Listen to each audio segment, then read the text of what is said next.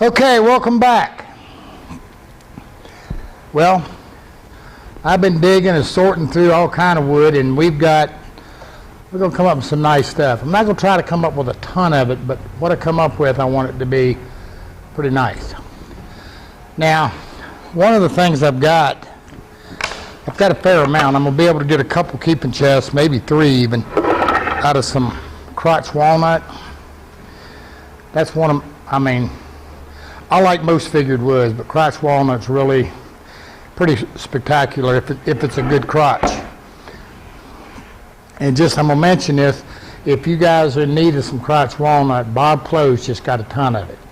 He's got a bunch of it, and I think it came out of Indiana, he told me.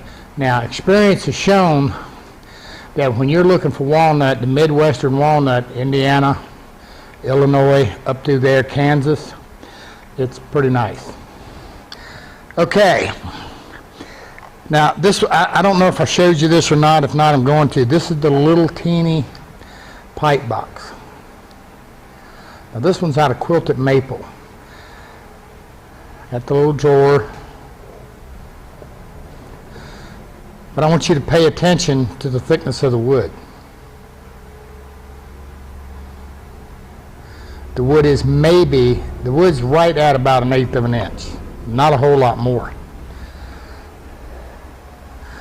And man, it's just got a really neat little delicate look to it. Now, like I said, I found this. This is kind of a repro of an original. But one of the things that I liked about it was, even when you get into your shorts, sometimes you got shorter shorts. So you can kind of improvise a little bit. And that's exactly what happened here. This was just a nice piece of quilted maple, big leaf maple, and we cut it down, resawed it, and got this out of it. Now, resawing. I know throughout various shows we've showed you this and we've showed you that, but we're going to go back through it a little bit because that's going to be a key here in being able to get some of these really eye-popping pieces. And I'll give you an example. Right here is just an end cut, but I've got a really nice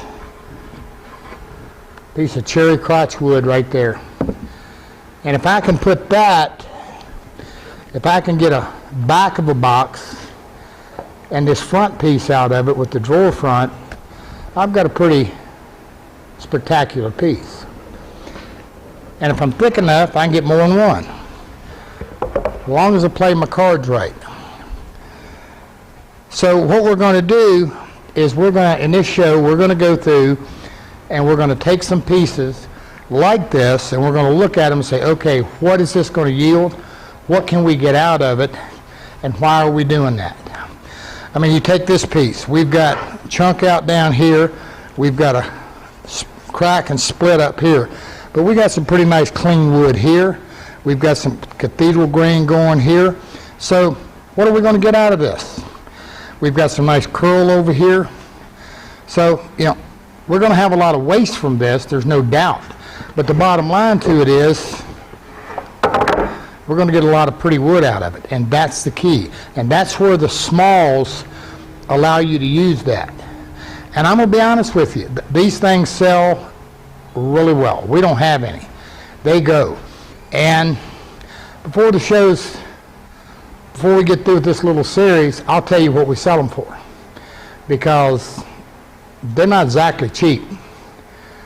Crystal's going, yeah. But, you're going to put effort into them. And, here it is. So when you find them little treasures, they are. Okay, we'll come back and we're going to take a look at resawing. All right, when you're resawing something, common sense says the first thing you got to do is to make sure that the blade is square to the table. Let's talk about the blade. This one's 1 inch. This is that Resaw King Laguna makes. It's an expensive blade. It's carbide tipped. And I think it's 2 or 3 teeth per inch. Over here on the Powermatic, I've got a 1/4 inch blade, but it's 3 teeth per inch. Can I resaw with it? We'll take a look and see. The more aggressive, the thing is that you want a large gullet in the blade, and that's how much space. That's why you only want very few teeth per inch. That allows that sawdust to be pulled out. It allows the blade to cut more effortlessly. That's a big word for me. Whole lot easier. And, you know, and that's real important. Now the other thing, you want to make sure your fence is square to your table as well. Everything's got to be square. Now let's talk about blade tension. Now I don't know how many foot-pounds per inch or any of that. My rule of thumb is tight. I don't want a lot of flex in it, simply put. And the bigger the blade, the more tension I can get. Just a slight amount of flex there. Okay. And I'll be honest, I broke a few blades resawing. But kind of rule of thumb is I'm going to tighten it up pretty tight, do my resaw, and then I'll back off a little bit just for regular resawing. Now, the other thing we have to do, and we've done this numerous times, is we have to compensate for the drift. Every bandsaw pretty much has a little drift. Now there's videos out there telling you how you can set the saw up and do all of that and not have so much issue with drift. I've never managed it. The other thing I'm looking at here, I'm making sure my guides are nice and snug so that I'm not getting a lot of travel in the blade. And you want a good set of guides. You know, roller bearing, these are ceramic on the Laguna. And they do pretty well. Now to compensate for drift, what we want to do is we just want to take a piece of scrap anything. And all we want to do is draw a line. In this case, I'm just scribing a line. Then I'm going to come down and I'm going to saw this halfway.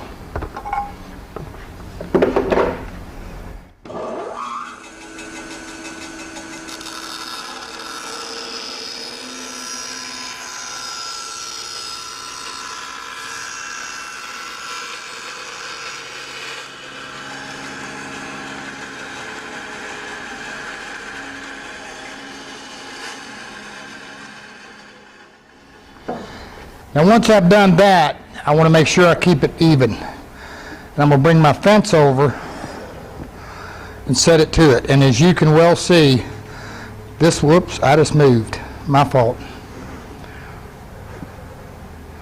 All right, I'm nowhere even close. So I'm going to loosen up my fence under here.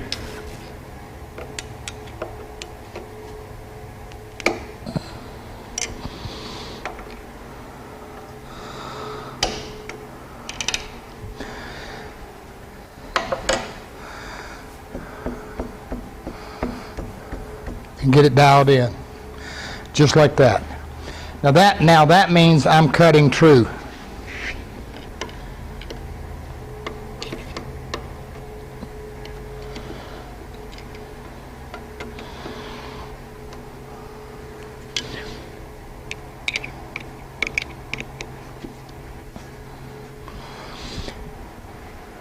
Now one of the things with this, I don't have to be square to the table. I have to be square to the blade. That's what compensating for drift is.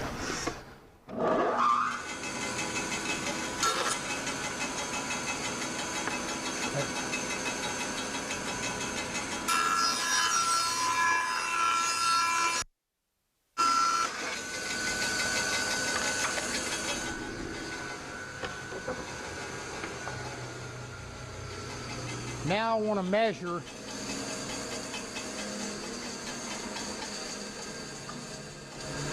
Now I want to measure and make sure I'm equal front and back. And I am. So now I'm dialed in to be able to do an accurate resaw.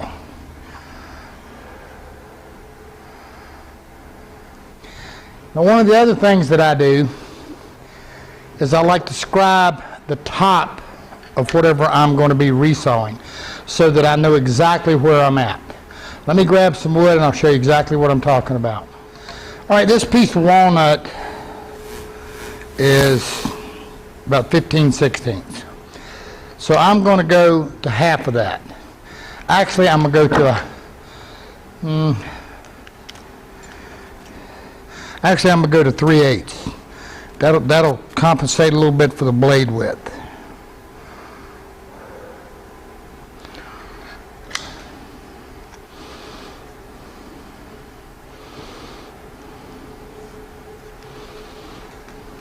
Now I could use a tall fence.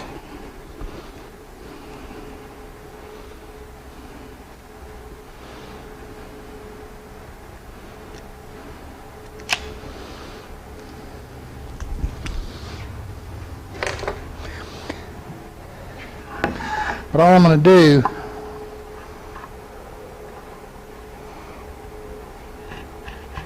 whoops, I'm on the wrong side because I'm going to go this way. Because I'm just going to scribe it. I just want a reference point I can see on top.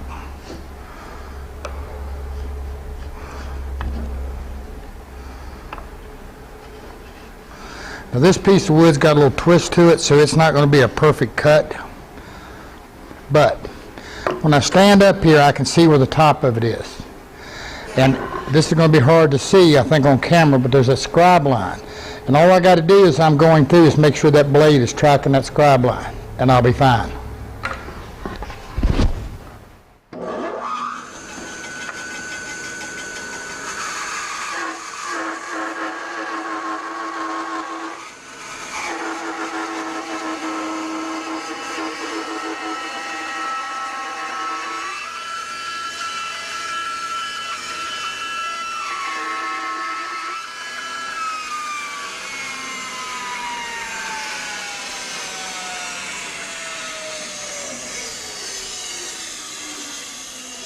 Now I wanted you to see this. This board has got a little bit of a wane, a little bit of bow to it, and you can see it rocking right here.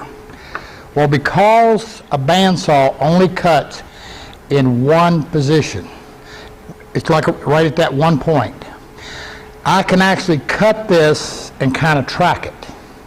You understand? Now, ideally what would happen would be I would have had this nice and flat. However, oftentimes you can go ahead and get that board dead flat and straight, and you start cutting it, then you're relieving all that tension and it can go the other way on you. So always try to cut heavy.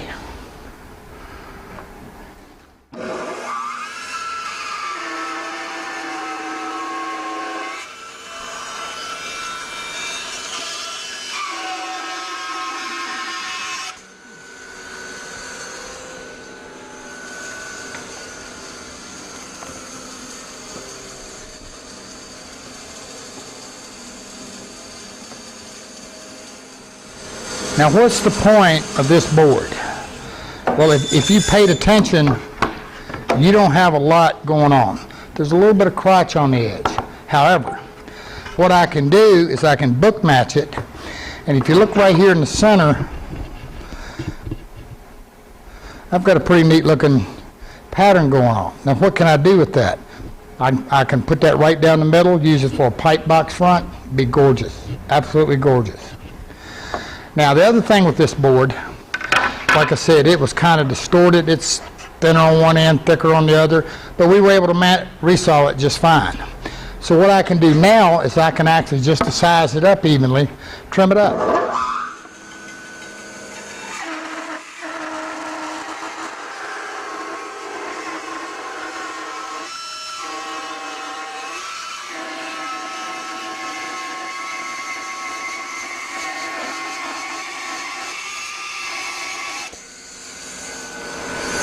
I'm going to book match it, glue it up, we'll be good to go.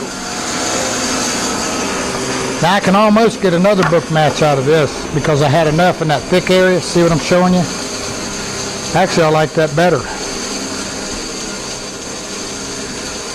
So I'm going to glue that up and we'll use it for a pipe box front. The board absolutely had no other, oh, I got a little thin there. That's that off-fall, so I guess I will have to go with this one.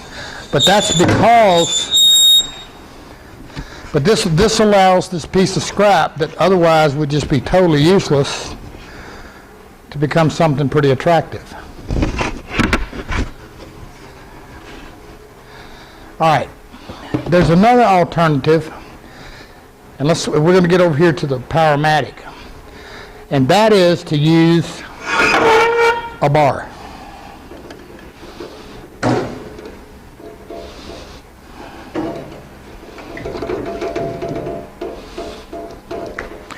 And again, this goes back to where the bandsaw is only sawing at one point. And so this bar face allows us to track it if we have something uneven. We got a board that isn't straight and whatever, and because once we make those thin cuts, particularly if you're making a homemade veneer or something, you know, once you cut them thin and you're going to be gluing them down or just trying to get them thin enough, you know, relieve the stress, then this is a good way of doing it. Let me find a piece of wood, I'll show you. Now, if you don't have one of these for your fence, it's easy enough just to make you one using a dowel. Now this one's set up for some magnets to go in the back, but you can just set it up on a long piece that you can clamp to your bandsaw and just make sure you've got a clean face and it's square.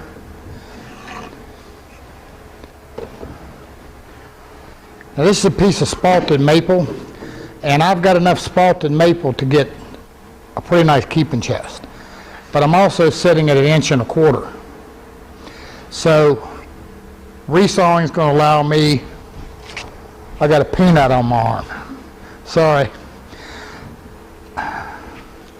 Well, what can I say? Anyway, it's going to allow me to get scrounge a little bit here for some pipe boxes. Now here's another thing that can help you, is to have a feather board, something that's going to help you stay tight to the bottom. Okay, again, just pay attention on your top.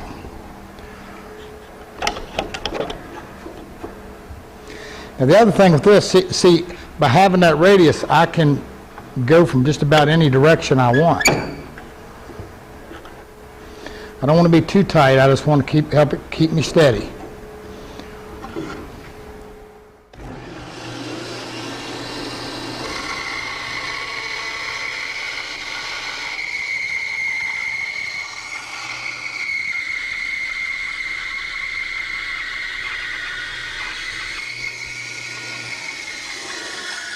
Now, I don't know if you can, how well you can see this, and it's hard to show. I'm starting to track to the inside. There's a reason.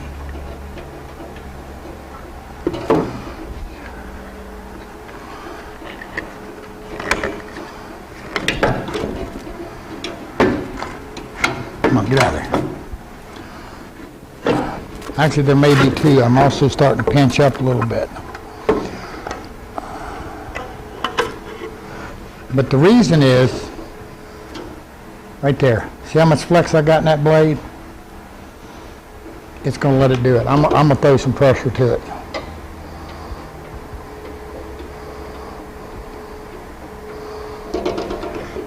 I can't get as tight as I can on that 1 inch. Now I'm going to tell you another good blade. Highland Hardware makes a 1/2 inch one called a wood slicer, and it is an excellent blade for resawing.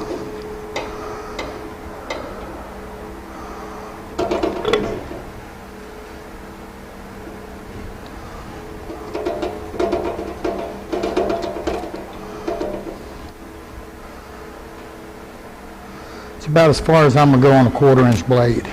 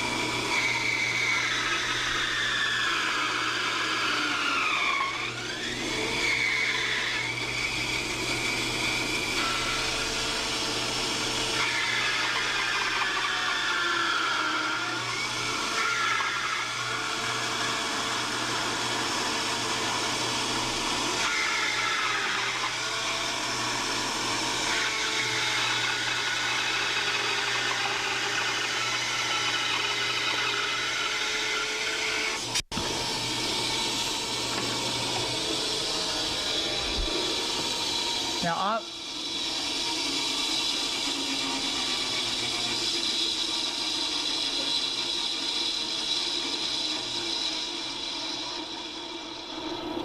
obviously not as aggressive and not as fast as the Laguna, but then again, I think this is a horse and a half, and I think that's a 3. But we've got a nice resaw, no issue whatsoever. Like a pretty pipe box.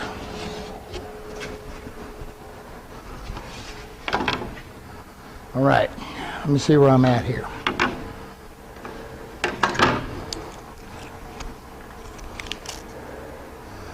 All right, I'm at 7/8, so I'm gonna call it. Now I could probably get another one. Yeah, I can. So I'm gonna go ahead and get me one just a skosh thinner.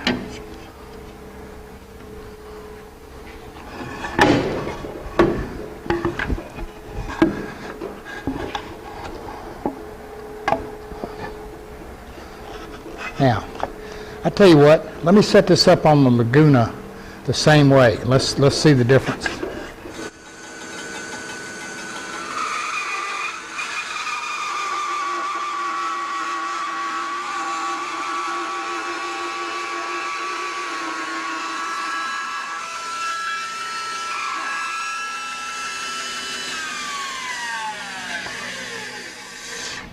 Now I'm going to show you what happened. See right here where this is moving? And that's because this board has got a bow in it still. But I've got the bow to the end, going this way.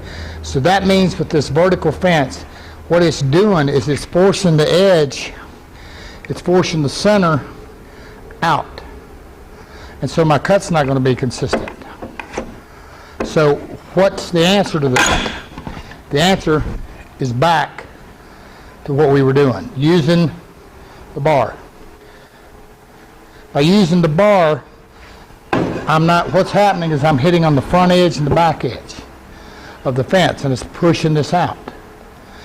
But if I do it here on just the bar, that allows this to track around that, and I'm not going to have that issue.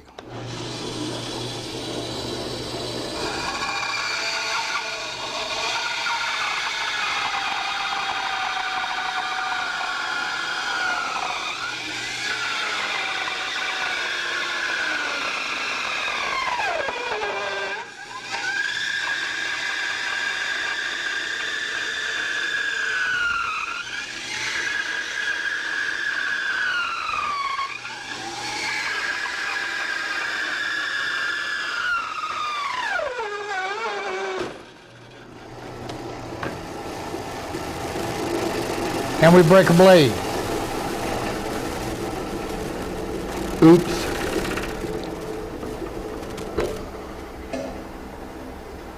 Yeah, I did. Somewhere. All right. Regroup. You got the point. But you can see it was tracking so bad over here, it was starting to come through the back side. See it?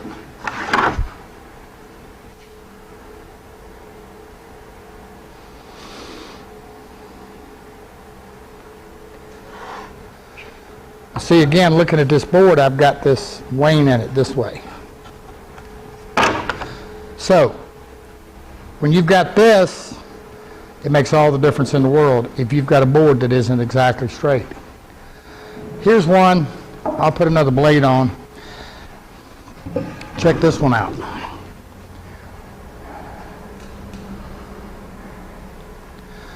Can you see it? I don't know if I can even see it good enough. Pretty gnarly. But here's the other part. Can you see this? It's a piece of crotch cherry.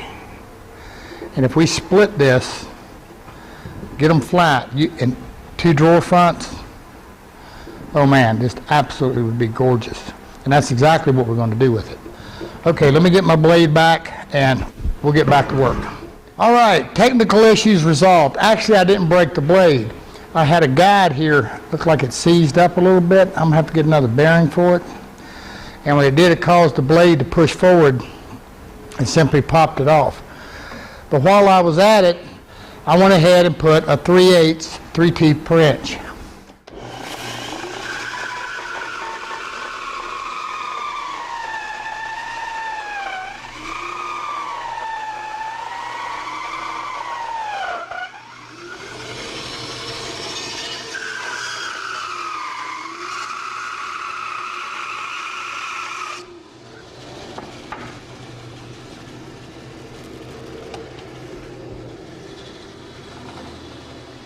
I guess I should have cleaned the blade a little bit more, but compared to what I was getting, whole lot better. Whole lot better. Now, there's another way we can handle this. And we're going to go over here to the table saw a minute and the bandsaw. So we'll meet you there. All right, now this is one I probably use more than I probably should admit. But this is probably, you know, in this case, I got a piece of 1 7/8. It's a piece of bird's eye maple. Decent eye in it, not a lot, but it'll make a candle box, sides or something. I've got some other bird's eye that's a little bit more intense that we'll make the top out of. So I'm gonna split it 7/8. That'll allow me to get 2 pieces. This is a glue line rip table saw blade.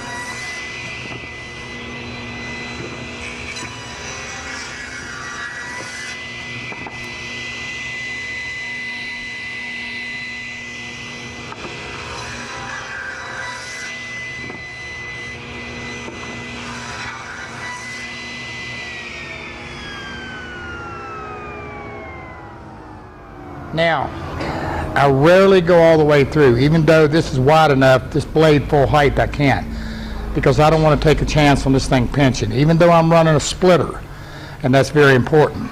Now is when I go right back to my bandsaw, and I finish it off. And typically, I just do it by freehand.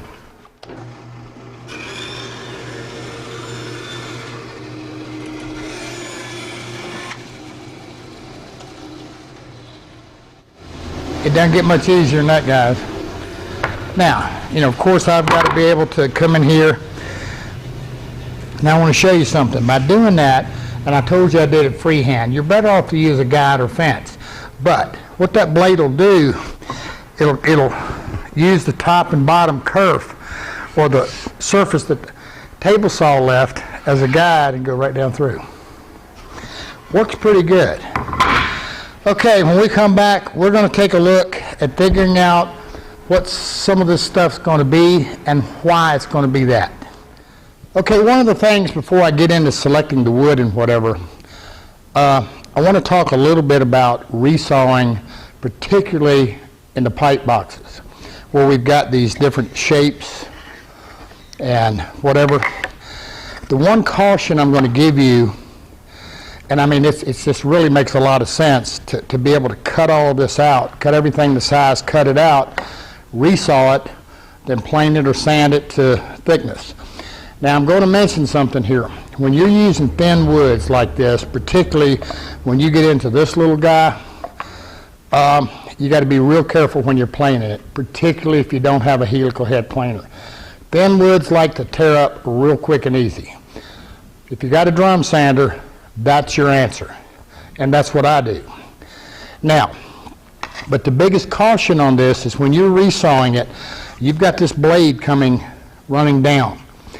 If you turn this way, then it can grab this point and try to pull you down. It can try to cantilever it. really quick and hard.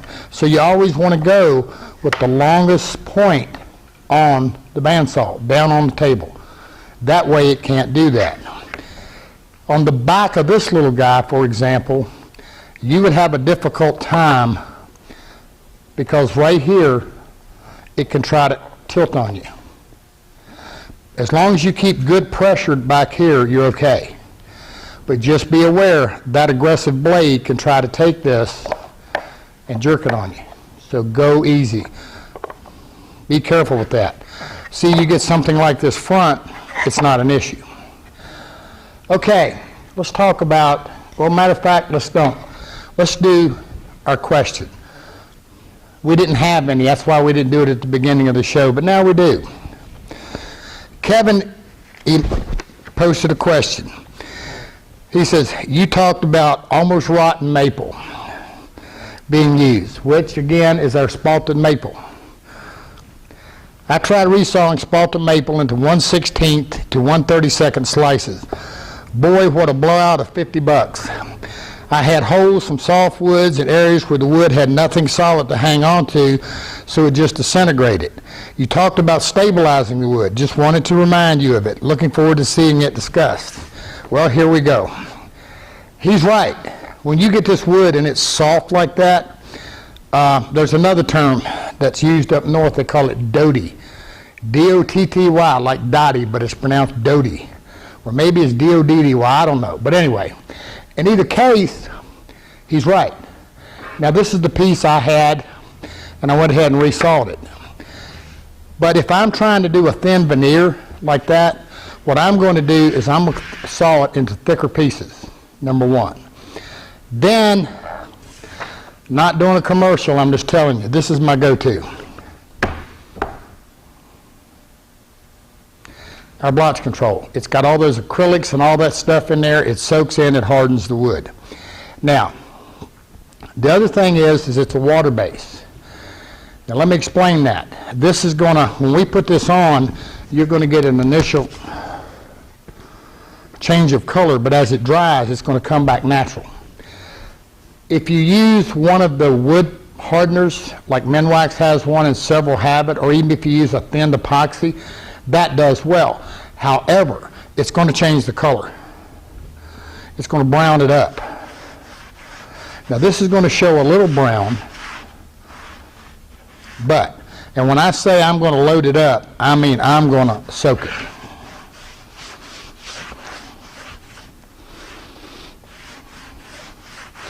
And it's just drinking it like a sponge. And I'm going to put it on, watch it a little bit, do it again, until it's just soaked up everything it can. Then I'm going to resaw. The object of my game is to try to get as much in here as is humanly possible. Billy had some spalted maple that he decided he wanted to make a rolling pin out of. And it was quite attractive, but it was really soft. And I'm like, Billy, I don't know about this. So we literally, he took it and stuck it in the end, one end in a jar and just let it soak, flipped it around after a day or so and did the other, then just let it dry. He finished turning it. You couldn't even turn it. It was just coming apart, flying apart.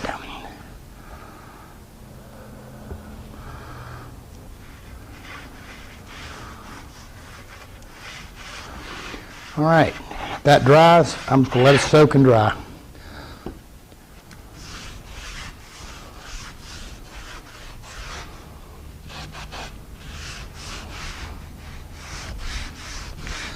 And that will help immensely stabilize the wood.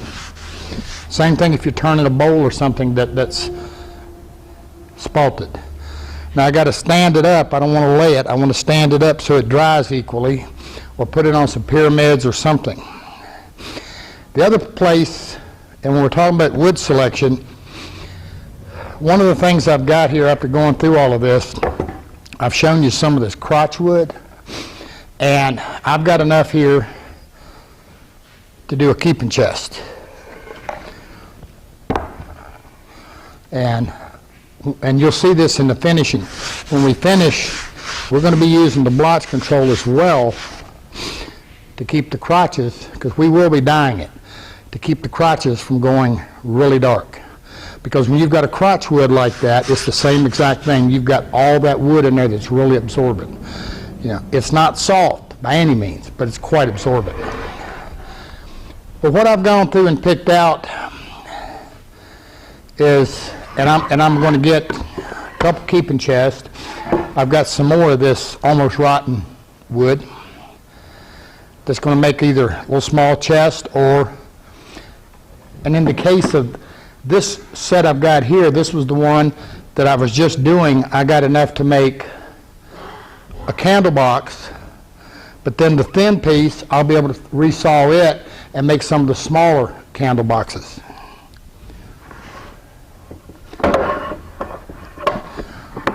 Whoops.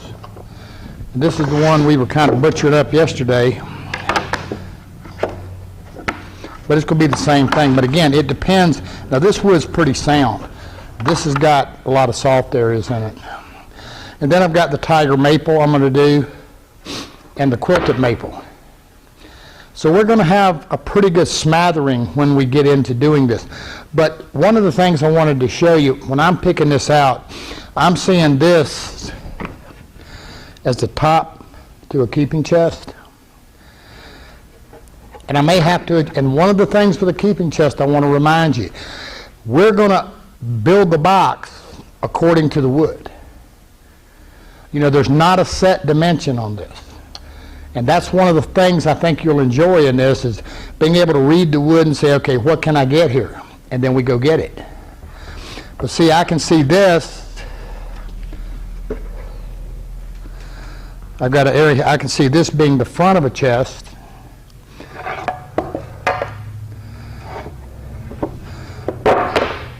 I can take this end and get another end to it. I'm going to take this one because I've got a little bit of crotch out here on the edge. I'll get some molding out of that, or I may have to get some molding out of this. But then again, I'm looking at this one and saying, you know, maybe what I'm going to do is take this and get a front and an end, and then use this other one and blend in over here to get, now the back of it, I'm not worried too much about having crotch back there.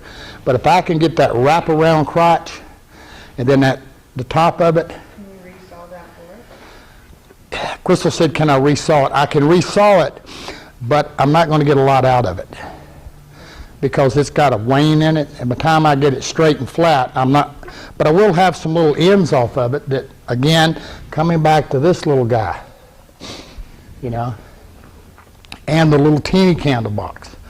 So that's kind of where I'm headed with all of this. Now, he's not here now, but Monty's coming up. I had told him I'd give him some shorts if he showed up. And so he's coming up bringing a truck, so we're going to get rid of some of this stuff. I'll be honest, I'll be glad to see it go. I'm tired of moving shorts. And sorting through, it's been a maze.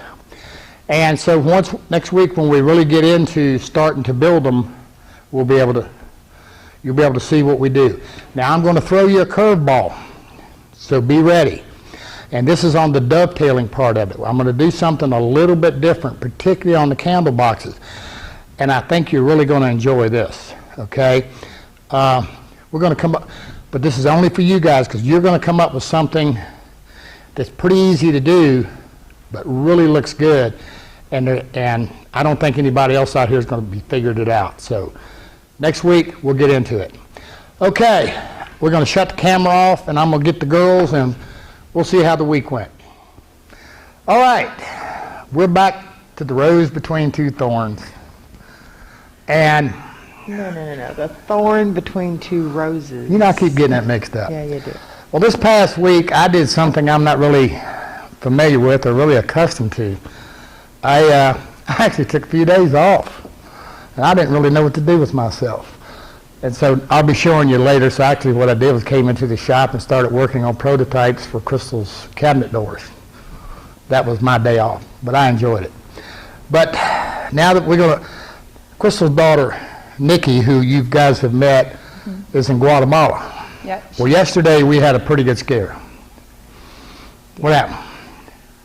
Oh, we got word that today's Tuesday, so in our time, I know you're not going to see it till Thursday, but Monday there was a 6.9 earthquake about 60 miles from where she's at, and she's been able to text me when she has Wi-Fi, but obviously internet service is still out because I haven't heard a word. We did get in touch with the company or the organization that she went down there with, and they spoke directly to her because they have people on the ground there in Guatemala. And so we know she's okay, but she's only 17 and she's Mama and Grandma's baby. So Grandma was not doing well with it yesterday. Neither one were. Neither one had a really good day, and we were filming some of this yesterday, and Grandma especially didn't have a good day at all. No.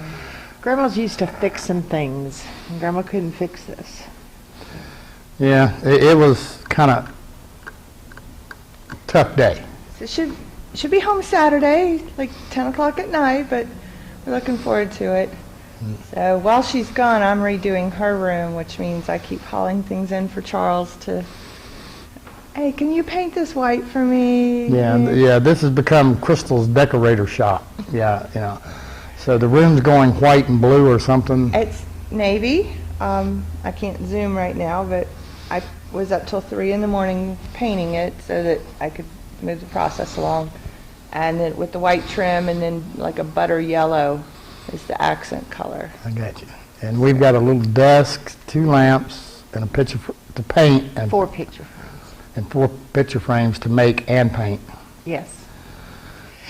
That'll be ready to install in the room no later than Saturday. Yes. She gets home at 10 o'clock Saturday night, and we will not be late. So Well, the paint can dry in the room. Yeah, we can. Anyway, keep Nikki and her mission team and people of Mexico and Guatemala in your prayers, and we'll see her Saturday. Look over there. I don't want to look over there. Well, you always... no, that's what I do too. Yeah. If someone else is in the shop, and you'll see his eyes cut, and I'm over there doing this. And it was funny when I was up filming with Tommy, that was a hard thing for me to do, was not work to the camera, but work to him. And so we'll see how that comes out. But we did our best. Okay, guys, that's it for this week. Next week, we get into the heart and soul and the meat and taters of the boxes. I'm not sure where we're going to start, probably with keeping boxes. But if you have any questions, get them on the forum so we can address them early in the show. Works for me. Okay. Catch you later. catch you later.